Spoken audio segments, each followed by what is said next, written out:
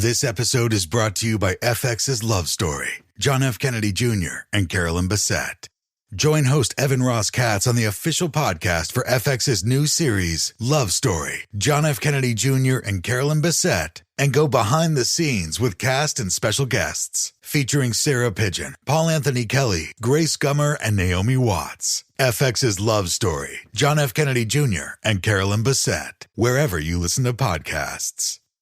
USAA knows dynamic duos can save the day, like superheroes and sidekicks or auto and home insurance. With USAA, you can bundle your auto and home and save up to 10%. Tap the banner to learn more and get a quote at USAA.com/bundle. Restrictions apply.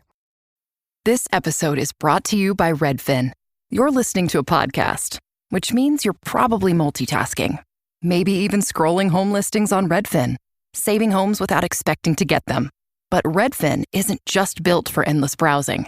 It's built to help you find and own a home. With agents who close twice as many deals, when you find the one, you've got a real shot at getting it. Get started at redfin.com. Own the dream.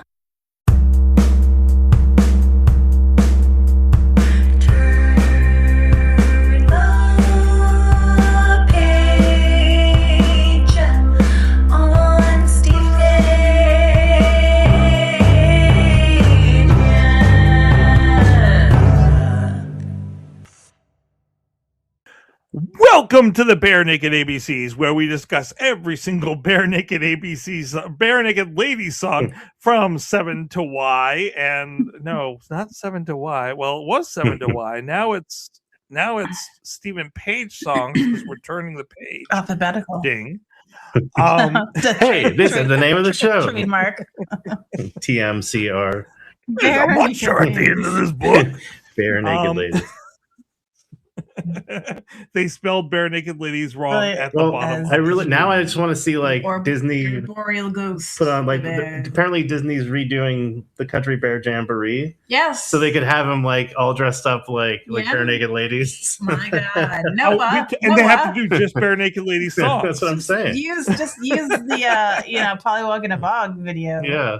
And maybe put some. You know what I would love to see them do is I would love to see them do the song "Running Out of Ink." I would love to see them do "Running Out of Ink," but they could have it running out of juice, and it's like they start. Oh no! No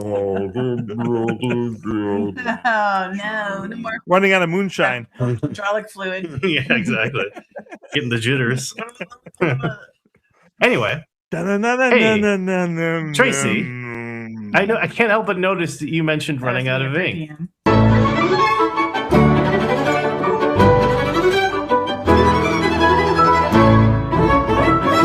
Stepped into a club, I thought I'd see a show. Everyone was there, at least everyone I know. Then it goes in a knot, their hands upon their heart.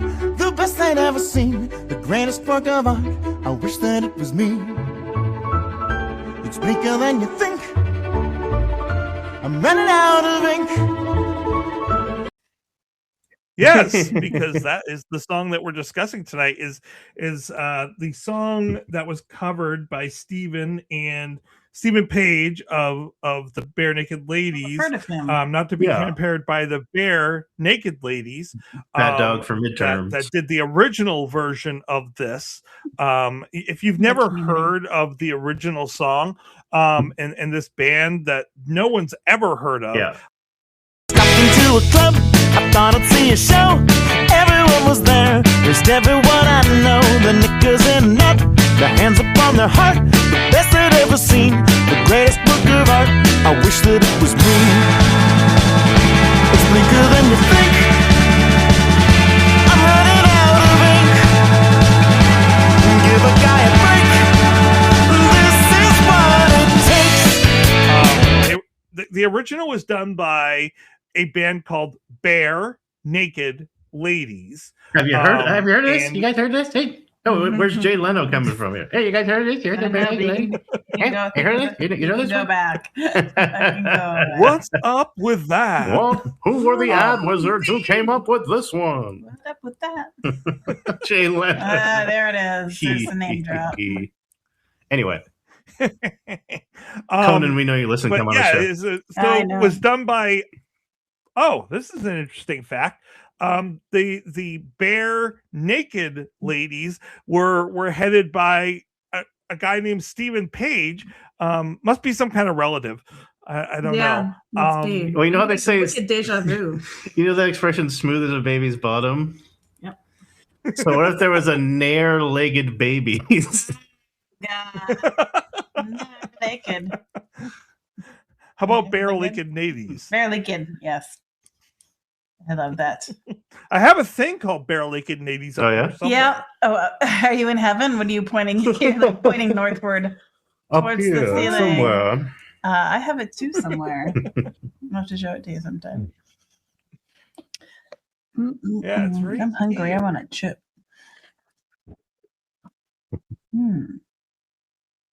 Yeah, right here. Oh, that's everything flying down. Bare naked That's the ladies. one I have. Bare naked Bare-legged ladies. It's all the videos. Oh. And Running Out of Ink is not one of them. No, unfortunately. Not one of their songs they're known for. It's a good one, though. I mean, they're a little known band. They didn't really do much. They didn't really take off. Now, I'm trying to recall, Tracy. I'm going to guess that I gave this song at least a 4, the original version. Do you have the scores on hand? You're asking me to go and try to. I am asking you to. You are the keeper, the keeper of the spreadsheet. Your spreadsheet, like the spread eagle bare naked lady. Whoa! You're a sheethead. Bare naked lady. Oh, a sheethead. That's Spread nice. sheethead. Nice one. I don't want to see bare naked ladies spread. No, I'm thank sick you. of That's sheet. good. All right. My birthday's coming up soon. Go here. You guys need to come on and Running spread 'em. is R. Running out of ink. You gave that, Aaron, a 4.5. I would have guessed because I remember really liking the Beach Boys kind of harmonies and the really interesting energy of the song. Yeah. No, and Betsy gave it a 4.75. It looks like they're Really? you guys are pointing at a cat. No, I need moisturizer. I'm Put the lotion in the basket. freaking lotion in the basket. That Now- voice coming out of you is so disturbing. What, me? Yeah. Put your pretty lotion in the basket. It's like you're being rewound, but you're still intelligible.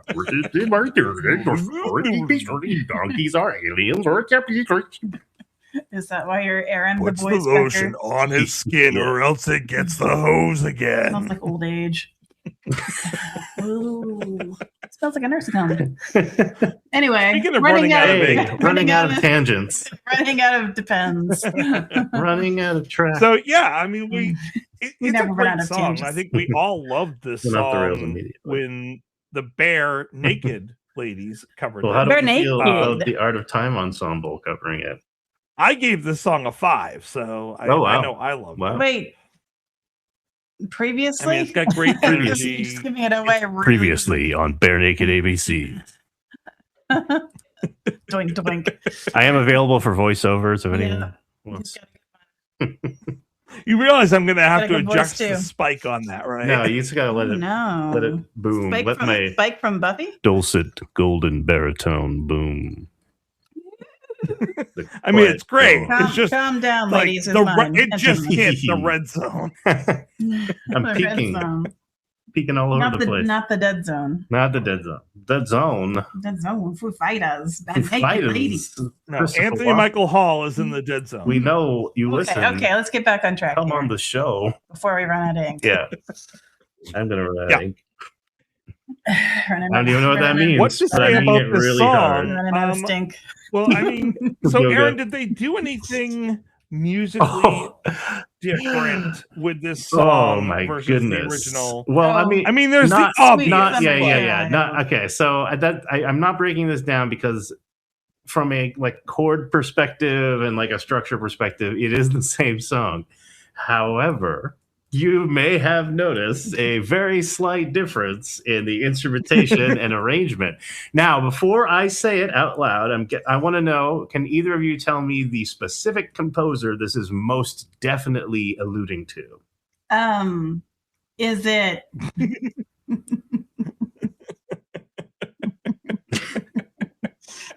If you guess, I think if you guess, you'll get it. No. If you guess, I bet you'll get Bach. it. No, not Bach. Very close. Enough. No. Who do you think of when you Richard Cheese? Mozart? Yes. A party animal. The runs. I just kept saying chamber music. Like it feels like chamber music. Well, it's very specifically, to my mind. I don't know. I would have to ask, but like when I heard it immediately, I was like, "Wow, that's Mozart." Because it sounds very much like that's very Mozart, Yeah. and like all the little runs and it's just very, very similar to Mozart's style. Although the bridge section is more like a New Orleans jazz ballad, which is interesting. It goes more into like very flirty clarinet. Yeah, I love that clarinet. Damn, that's I've listening to that. You can tell that clarinet's promiscuous. It is very flirty. I realize one of the things I clarinet love would be Robert Carley. Well done, tip in the hat. But yeah, very I mean, expressive. One of the things I most definitely love about New Orleans style jazz is the counterpoint between like the horns and the woodwinds. So you get like trumpet and then a clarinet, and they're kind of like doing like a counterpoint to each other. They're sort of like but yeah, no, anyways, yeah, so for the most part, the song to me screams Mozart. And if you Mozart, but yeah, it just he has a very throughout the whole song. It's like those what are they named? What's the name of that company that keeps putting its background all over pictures when you go to get it and screen? No, I don't know. It's like that. Oh, like Shutterstock or whatever, or like Shutterstock, those stock footage places. Yeah, well, and they do it with the music too. So halfway through the song, it just goes Shutterstock. I want to make a horror themed one called Shutterstock. Stock Island. It should. I like that. That would be a great horror movie, like Shutterstock. Put it in all your. There was a horror movie that was happening in the like, background. Is he just a soup maker, or is he a stalker? Stock, yes, it's like. But yeah, no, Mozart has had a very, very distinctive style, and yes, it's certainly true that like almost all of what we consider classical music, he was the preeminent classical composer, and you have people like Beethoven was kind of the transition into the Romantic period. And we mentioned Rachmaninoff, love Rachmaninoff, and I love Tchaikovsky. They're definitely like Romantic. But Mozart, even though he heavily influenced music after him, like I still hear this and I just can't think of anyone else. Like it screams Mozart to me. So I don't know if we can get confirmation from the arranger of the piece, but I would bet many dollars, many doll hairs, that this was an allusion to Mozart. I mean, we know who did it. Okay. But there are why many Cameron Wilsons in the world that do classical music. Any relation to Brian? So I highly doubt. The one that I can find, there's several in the US. The one that I can find easily at this time that makes the most sense to me as a Cameron Wilson that was the arranger for this song is he is the person that is a violinist and dynamic composer that worked with the Vancouver Symphony Orchestra and the CBC Radio Orchestra. Mm-hmm. So I'm guessing, and also was part of the National Broadcast Orchestra. So my guess is that that's the correct person, but I can't confirm it. and he's done a lot of things. Again, I don't know I for would, sure. I would agree that it's probably him. So Cameron Wilson, we know you listen. Please come on the show and confirm that I am correct, that this was maybe a love letter to Mozart. Aw. Aw. Well, I love Mozart. Okay, so I'll tell you why I'm so like gung ho on this. Like, I'm really insistent upon it. It's because Mozart got me into music. When I was a child, I didn't listen to much, music for a while. Like, my brother was really into hair metal.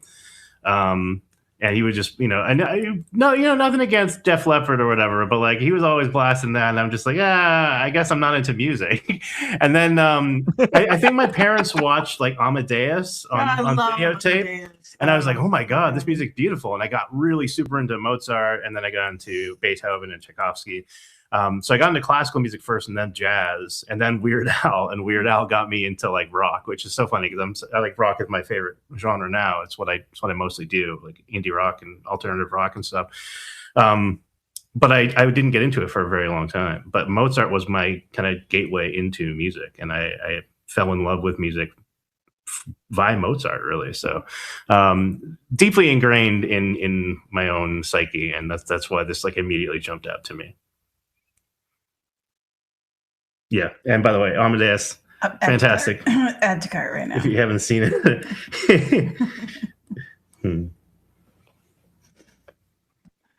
Yeah, I'm just sorry. I was listening, but I was also trying to find in that movie Cameron Wilson and how he connects to this band. He awakened things in me in that movie, because I was like probably early teenager or something when by the time I got around to watching it. So I was like, yeah, Mozart was definitely a pervert. Yeah. in a good way, yeah. In the best possible way. Pervert. we hope. Yeah. One would. I mean, what we know about him is probably not all. Well, I mean, it's whatever they want us to know, I guess, but still. Yeah, that's true. Yes. But he certainly was like a larger than life figure, and I'm sure inspired a lot of stories. I really enjoy the strings and the clarinet and such in this song. I guess the part I'm curious about is why this song. Like, what made, when Steven was given a choice of like all the songs that he could do for this record. Well, and for this, sorry, not for the record, but for the concerts. I think what made him think of this one. So to me, the original version of this song, like I mentioned the Beach Boys. We know he's a fan of Brian Wilson. And the orchestration is quite lush. It's quite wall of soundy. It's got a lot going on, especially with the harmonies and stuff. And that's why when I heard they were doing this, I was really curious, like what they were going to do with the arrangement. Because I was like, oh, are they gonna do the harmonies and stuff? And, well, they are, but through a totally different, style and genre. So, like, I think probably, this is, I don't know, Tracy, you have all this information on like how many times it was played. Do you know how many times "Running Out of Ink" has been played, like by Stephen Page, by Bare Naked Ladies? I'd be curious to see if like the ratio was higher on Stephen's like solo concerts and the Live from Home than it was with the Bare Naked Ladies. Maybe this is just like right. I have a lot of songs, not a lot, but I think every composer has songs that are like the Ugly Ducklings or whatever, like the runts of the litter. Like they don't get a lot of love, but you're like, I really love this song. It needs more love. So like I might choose like a weird deep cut if someone was like, hey Aaron, why don't you come and do a bunch of covers, including like one that's a song that you wrote with this band. I might choose some really obscure song that like 5 people have heard. So, that's probably what this is. It's probably just a song that he really likes. Maybe Cameron Wilson is related to Brian Wilson and he met him when they were planning it out. And he's like, hey, I love your dad, or dad, brother, uncle, whatever. I love Brian Wilson. Or maybe he just reminded him because the name's the same. And he's like, I love Brian Wilson. I love the Beach Boys. I have this great song. It's full of energy.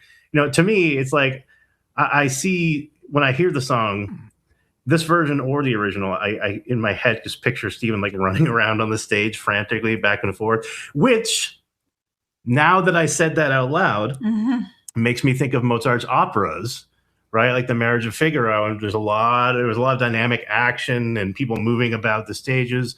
So I don't know. I would very much love to hear the specific circumstances of how this particular cover came about and how they ended up choosing making the stylistic and arrangement choices they did. But I mean, I know this was a Steven song, and I know that he really loved this song. It meant something to him, as we talked about when we talked about the writing of this song when we covered it originally. Like, it came from his personal life. It came from his own insecurities as a musician and things that he was working through.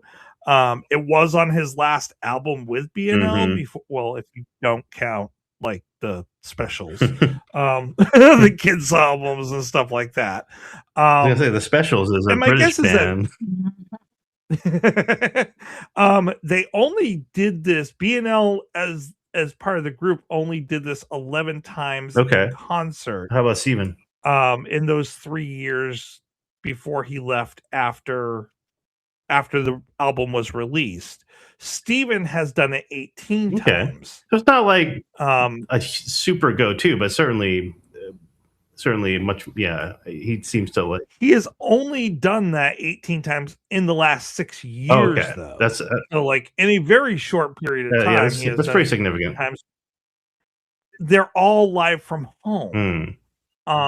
So he's never done it in concert with his trio, which I like shocks me because I would love to. Well, I would. Yeah, I mean, this song to me pivots on the harmonies. So you would have to make sure. I mean, and the Trans Canada Highwaymen are all great vocalists, so I would love to hear that too. But you would definitely, this would be one you'd have to run and get super tight and make sure that it's in everybody's range. And I don't know, you like to do the song justice. It would have to be, I could see. I could see. I want to hear Kevin on the cello on this. Yeah, me too.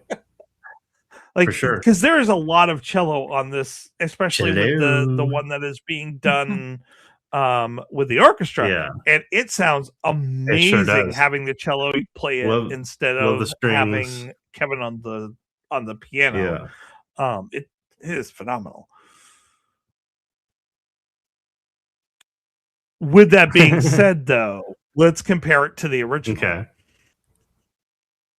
What do you prefer? Who are you asking first? Betsy, you've been quiet. I was looking up something about, he was saying something about this guy John Mann and either the Live from Home or the Q&A and how he had factored into this song, but I can't remember what he was mentioning about it. But which song do I prefer? Hello? Is that the question? Mm-hmm. Oh, which version of the song? Which song do I like? Jesus Christ. Which version? I like the energy and the symphony and the tempo of the Singer Must Die version. But I do like a clean edit, like the album version. So somewhere in between. If I had to pick one, gun to my head, I guess I'd take the Singer Must Die version. But only because it just feels like he's more committed to it, more like he's more passionate about it, I guess. Interesting. So, okay. Interesting. I like that. Aaron, what about you? Well, sort of like Betsy, I like elements of both of the versions, and in a perfect world, I mean, maybe this is something we could try and do a mashup with, right? Like, I would love to have, if we could find the stems and just get the vocal harms from the studio version and put them in like at the end of this version, that would be so gorgeous. Yeah. Although I really do like the like the kind of surf rock Beach Boys drums too. So like, I don't know if you could like put those elements in, I think it would be like the perfect version of this song. There's somewhere between all the stuff of both of these, there is like a perfect version. I guess I gotta slightly go with the OG personally, but but you know, there's so much I love about this, especially being very Mozart-esque and elements of New Orleans jazz, which I mean, things that I just adore. So it's really once I heard that, I really difficult couldn't not to love pick the one. Song. It was very so very nuanced. It's right on the edge for me. I guess if I'm falling off one way or the other, it's maybe slightly biased towards the original, but I like them both very much. I think there is a AI program out there that does that is able to break down and pull out the stems. So I'm going to try to see at some point if I can play around with this one. Man, that opens up so many possibilities. If that's like you're legitimate, the computer long enough as it is. You master every I need more screen time. You literally are mastering almost every day. There are minutes that I spend that I'm not looking at a screen, so we need to fix that. Fill that, fill in that void. But I might be able, if I can get it to work, I will try to pull the stems apart for this song and the original, and then send it, and maybe we can play around with it. I would be very curious. Because it might be fun to kind of do that, especially because this is the album that they did that with. We don't have it for this song, but this is the album that they did release the stems for people to mix around and play with the Art of Time, or the no for the Bare Naked Ladies Are Me Blaming. Yeah. I personally like the original, and that's probably just sorry 80 HD. Yeah. I would DHD. So you like the original? I do like the original. I feel like you would pick the original over the Singer Must Die. Yes. We're blurry. Why are we blurry? I feel like Steven maybe originally wanted more orchestra in the original version, and then he was like, I can do this with orchestra? Oh my god. I need to make this happen. Orchestra, my god. And when he had the opportunity, he was like, yes. Yes, I understand. I prefer the original just because, I don't know, there's a franticness with the original that the classical instruments to me doesn't bring. I think there's I disagree. Okay, wait. So expand upon that. I think the strings bring like this urgency, like they're literally like strung out. They're just like and those runs, they're so intense. Which that's the runs, man. You got the runs. The orchestra, trust me.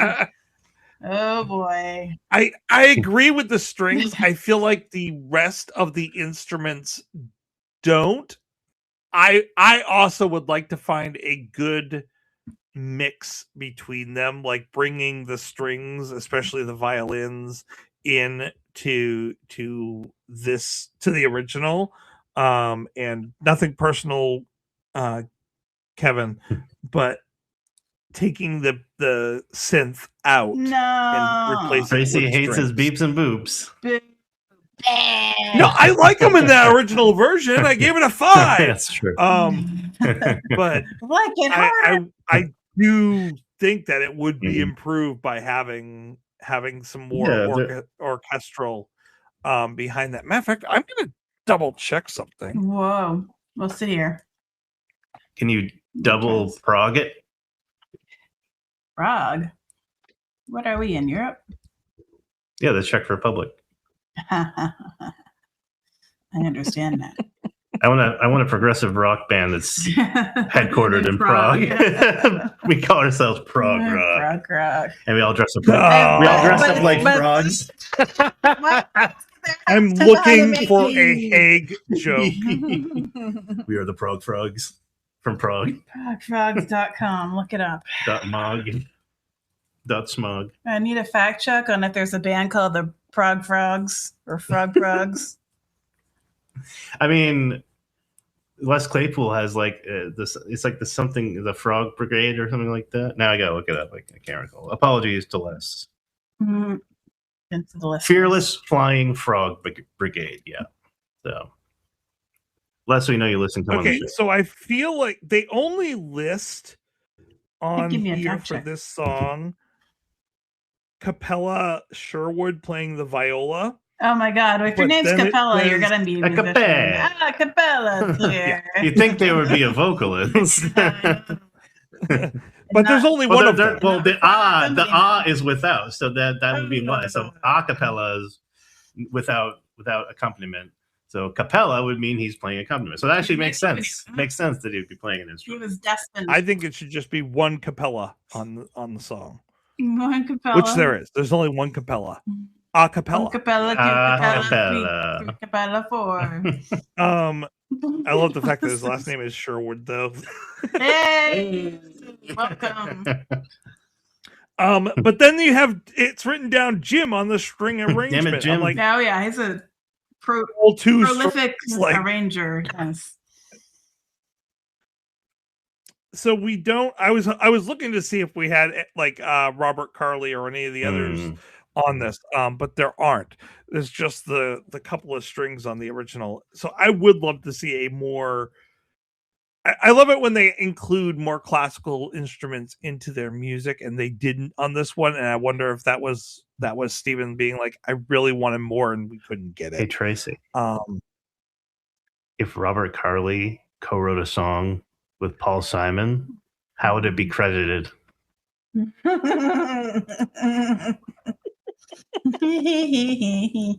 Simon and Carley. Oh, you Simon and Garfunkel. Garfunkel. Garfunkel. Garfunkel and Oates. We know you listen. Come on the show. Well, only one of them. What? The other one died. No. We're talking about cancer. we're talking about the quirky band. Why is everybody dying? Garfunkel and Oates. Garfunkel and Oates. One of them died. I don't Is remember that which one. I want to say it's Oates. The one that had lung cancer, right? Yeah. Oh, I thought she was like fighting it. Oh my god. Yeah. That's horrible. Yeah. I'm so sorry. That's awful. A Picasso or a Garfunkel. All right, let's put some numbers to this then. Aaron, since I had her go first, I'm going to have you go first. How many runs? Yeah. I like that. Yeah. How many Let's go with that. How many cellos? runs? It also goes with running out of ink, so I like the how many runs. The song's got the runs. How many runs do I rate Running Out of Ink by Art of Time Ensemble? Yes. Ooh. 0 to 10. I mean, I rated the original 4.5, which would be the equivalent of a 9. 9. Which, given that I do like this one, just not quite as much. I think giving it an 8.5 is probably pretty accurate. It's right on the cusp. But I had to rate it slightly lower because I do love the barely restrained chaos of the original. Okay. All right. So do you like Steven's voice more in the original or this one? I think I would agree with Betsy that his performance in this one, or was that you that said that, Tracy? That his performance in this one, seemed like it was more passionate. Yeah, like he was more. I think probably there obviously was some wonkiness in how the band was probably gelling by the time Blayman was coming around. So like this might have been like, this is my chance to do this song that I wrote and that I love. Yeah, it is a live performance too, which if you hadn't told me a lot of the time, I might not have known on these because they're very well recorded. The audio quality is very high, which I like. But I don't know. I think there are you still moments. there? Did I lose you? No, can you hear me? You are a blurry. blurry still image on our end. You're blurry and frowning. Oh, Can you hear me now? Good. I'm good. Okay. You guys froze up for a second. I was like, wait, I lost from our perspective, this is like Einstein. We know you listen to him on the show. It's all relative, baby. We are blurry. Now we're blurry. Hello. What is Schrodinger's cat's view? There we go. All right. Well, okay. So I would say that there are moments of the performance in the OG that I prefer, but if I had on the whole, I would say I slightly prefer the vocal performance in the Art of Time version. But there's so many elements. Like I said, the reason I rated the other one higher is not necessarily his performance vocally. It's like the harmonies and the drums and the Beach Boys-ness of it all. So that's where I stand. Betsy, what about you? Yeah, so there is like a little bit of give and take on some things I prefer about this version versus the original. Do you have the runs? Is that why you're making all those sounds over there? No, I'm just turning on the jets in my hot tub. Not if you have the runs. God, that's going to be important. Oh no! Anyway. Not to condemn it. Code Brown. The Code Brown tub was convicted. So I would say,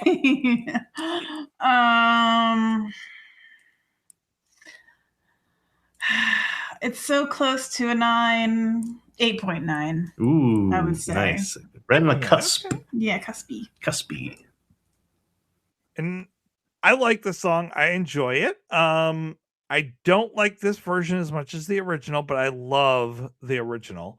So that's, when you're comparing it to a 5, everything's going to suffer in comparison. And I mean, in this one, it does just barely. I'm going to give it a 9. Wow. Okay. Which still gives it a lot of credit. I'm not saying the singer must die. I would prefer he I said that on another song.